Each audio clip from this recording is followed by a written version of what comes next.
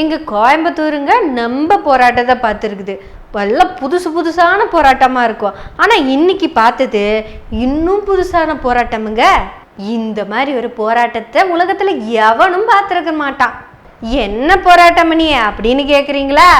அதுதாங்க அண்ணாமலை என்ன 1 லட்சம் ஓட்டை காணும்னு சொன்னார்ல, அந்த 1 லட்சம் பேர் போராட்ட காலத்துக்கு வந்திருக்காங்க.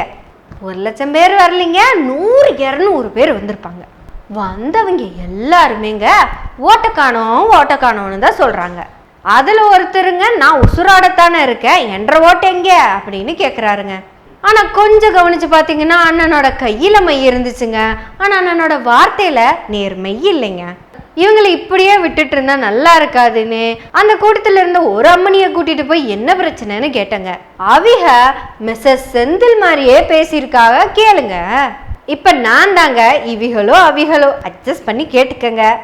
வணக்கம், எனவே பேசுவோம். நம்ம எனவே பேசுவோம் சேனலுக்கு சப்ஸ்கிரைப் பண்ணி அந்த பெல் பட்டனை அமுத்தி ஆதரவு கொடுங்க. இப்ப நான் அவிகிட்ட என்ன பேசுனேன்னு சொல்றேன், கேட்டுக்கங்க. அம்மனி என்ன பிரச்சனைன்னு கேட்டேங்க. ஓட்டக்காரங்கன்னு சொல்லாங்க. யாருதுன்னு கேட்டேன். 1 லட்சம் பேர்த்தோடதுன்னு சொன்னாங்க. எப்ப இருந்து காணம்னு கேட்டு எலெக்ஷன் அன்னையிலிருந்து காணம்ட்டாங்க. தேர்தல் ஆணையம் 3 மாசத்துக்கு முன்னாடியே வாக்காளர் லிஸ்ட் கொடுத்துச்சா? கொடுத்தாங்க. லிஸ்ட்டை பார்த்தீங்களான்னு கேட்டேன். கண்டிஷனா பார்த்து போட்டேன்னு சொன்னாங்க. அப்போ எந்த 1 லட்சம் ஓட்டை காணோம்னு கேட்டேன். 1 லட்சம் ஓட்டை காணோம் அப்படின்ட்டாங்க. மிஸ்ஸஸ் செந்தில் கொஞ்சம் கோவப்படாம கேளுங்க, உங்களுக்கு புரியுற மாதிரியே மொல்லமா கேட்குறேன். 3 மாசத்துக்கு முன்னாடி தேர்தல் ஆணையம் ஒரு லிஸ்ட் கொடுத்துச்சா? கொடுத்துச்சு. அதை வாங்கி நீங்க பாத்தீங்களா? பார்த்தனுங்க. அதுல பேரெல்லாம் இருந்துச்சா? இருந்துச்சுங்க. அப்போ இந்த 1 லட்சம் பேர் யாருன்னு கேட்டேன். ஐயோ அம்மனி, நாங்க கேன்வாஸ் பண்ண 1 லட்சம் ஓட்டு இல்ல அப்படின்ட்டாங்க. ஓ மிஸ்ஸஸ் செந்தில், கோபப்படுத்தாதீங்க. 3 மாசத்துக்கு முன்னாடி உங்களுக்கு கொடுத்தாங்களா லிஸ்ட்? கொடுத்தாங்க. என்ன கொடுத்தாங்க? லிஸ்ட் கொடுத்தாங்க. எந்த லிஸ்ட் கொடுத்தாங்க? ஓட்டர் லிஸ்ட் கொடுத்தாங்க. யாரு கொடுத்தா? எலெக்ஷன் கமிஷன் கொடுத்தாங்க. கொடுத்தாங்களா? வாங்கி பார்த்தீங்களா? லிஸ்ட் கரெக்டா இருந்துச்சா? இருந்துச்சுன்னு தானே நானும் சொல்றேன். புறகால என்ன பிரச்சனைங்க உங்களுக்கு? எந்த ஓட்டை காணோம்னு சொல்றீங்க? எங்க எங்களுக்கு விழுக வேண்டிய 1 லட்சம் ஓட்டை காணோமுங்க. சரி, உங்ககிட்ட இப்படி பேசினா சூட் ஆகாது, நம்ம வேற வழியில போய் பேசுவோம். இதுதாங்க இப்ப கோயம்புத்தூர்ல நடக்கிற பிரச்சனை. முறையா ஓட்டு போட்டவங்க எல்லாம் வந்து நின்று எங்களுக்கு ஓட்டு இல்லை அப்படின்னு கேட்ட ஒரே போராட்டம் இதுதாங்க. அதுல ஒரு அண்ணாத்த சொன்னாரு, சோக்கா சொன்னாரு, நாங்க 18,000 வாலண்டியர்ஸ் வீதி வீதியா போய் கேன்வாஸ் பண்ணோம். நாங்க கேன்வாஸ் பண்ண அந்த 1 லட்சம் பேத்துக்கு மட்டும் ஓட்டு இல்லை அப்படின்ட்டாங்க. அண்ணன், கேன்வாஸ் பண்ண தானே போனீங்க, அந்த லிஸ்டையும் கூட எடுத்துட்டு போயிருக்கலாம்ல. அதைய பார்த்தா அவ்வளவு யாருக்கிட்டையெல்லாம் நீங்க கேன்வாஸ் பண்ணீங்கன்னு உங்களுக்கு தெரிஞ்சிருக்கும். சரி, நீங்க யார்கிட்ட தான் கேன்வாஸ் பண்ணீங்க? கோயம்புத்தூர்ல மொத்தம் 6 தொகுதி இருக்குன்னு, அதுல எல்லாருமே மேக்சிமம் ஓட்டு போட்டாங்க. 69% பக்கம் ஓட்டு பதிவாயிருக்கு. இது போன எலெக்ஷனை விட கொஞ்சம் கம்மியான பெர்சன்டேஜ் தானே. ஜென்ரலா இவ்வளோ தானே ஆகும், இதுக்கு மேல ஆகிறதுக்கு பெரிய வாய்ப்பெல்லாம் கிடையாதுன்னு. நீங்க சொன்னபடி புது வாக்காளர்கள் கிட்டேலாம் நீங்க போய் கேன்வாஸ், ஆமா, நீங்க யார்கிட்ட போய் கேன்வாஸ் பண்ணீங்க? இந்த ஸ்கூல் படிக்கிற பிள்ளைங்கிட்ட எல்லாம் போய் நீங்க கேன்வாஸ் பண்ணிட்டீங்களோ? ஐயோ அண்ணன், நீங்க தப்பு பண்ணிட்டீங்களேண்ணே. அதுல 1 லட்சம் இல்லைன்னு 3 லட்சம் பேர் இருந்தாலும் இங்க ஓட்டு கவுண்டிங் ஆகாதுன்னு. ஏன்னா பிலோ 18, அதாவது புதுசா ட்ரை பண்ணிருக்கீங்க அப்படிதானே. ரீஎலெக்ஷன் வேணுமான்னு கேட்டோம், வேண்டான்னு சொல்லிட்டீங்க. உங்க நேர்மை எங்களுக்கு பிடிச்சிருக்கு. அதுலயும் அண்ணன் சொன்ன இன்னொரு வார்த்தை ரொம்ப நேர்மையான வார்த்தைங்க. அடுத்த முறை இந்த தவறு நடந்துடக்கூடாதுன்னு தான் இப்பவே நாங்க பேசுறோம். இந்த முறை எப்படியும் எங்க அண்ணாமலை அண்ணன் தோத்துருவாரு. அடுத்த முறை அண்ணாமலை அண்ணன் நின்று தோக்கும் போது நாங்க இதே மாதிரி பேசணும்ல, அதனால இப்பவே நாங்க ட்ரைனிங் எடுத்துக்கிறோம் அப்படின்னு சொல்லியிருப்பாரு போல. ஏன்னா அந்த 1 லட்சம் பேத்துல ஒரு 100 பேத்த கூட அந்த போராட்ட காலத்துல கொண்டு வந்து நிறுத்த முடியல.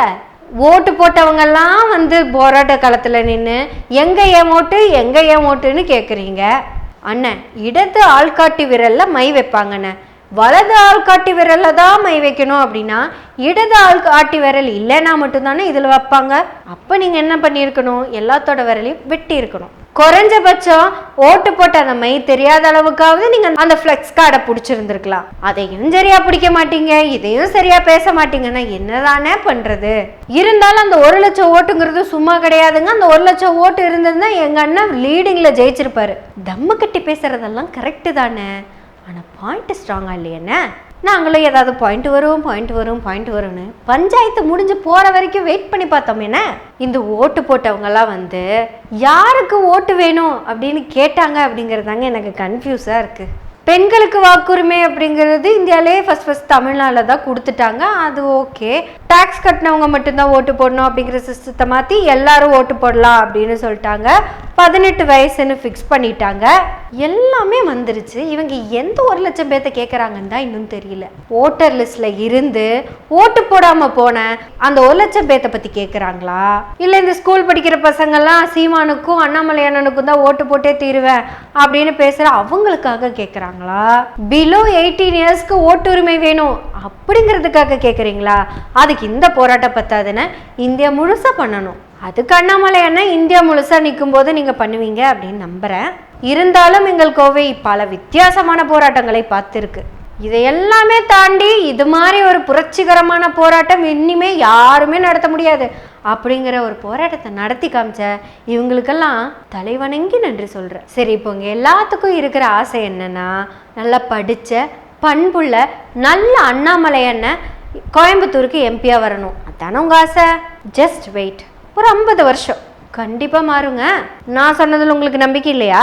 ஏங்க, அந்த மிஸ்ஸஸ் செந்தில் கிட்ட காலையிலேருந்து ரொம்ப நேரமா பேசி அந்த 1 லட்சம் ஓட்டை காணோம் அப்படிங்கிறத மட்டும்தான் கேட்டுட்டு வந்தேன்.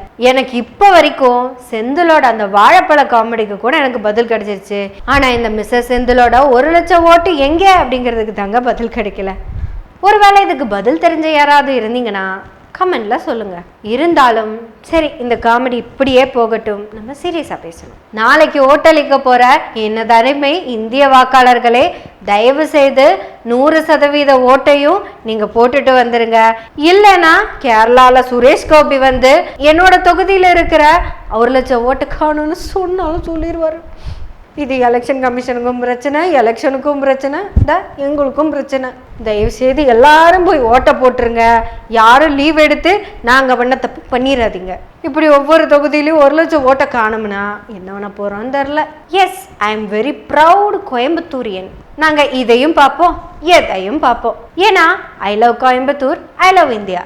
ஸோ ஓட்டு இந்தியா கூட்டணி, சேவ் இந்தியா, சேவ் டெமோக்ரஸி. எனவே பேசுவோம் நாள்தோறும். உங்களுடைய ஆதரவுகளை நன்றிகளோடு எதிர்பார்த்து கொண்டிருக்கிறோம். நன்றி, வணக்கம்.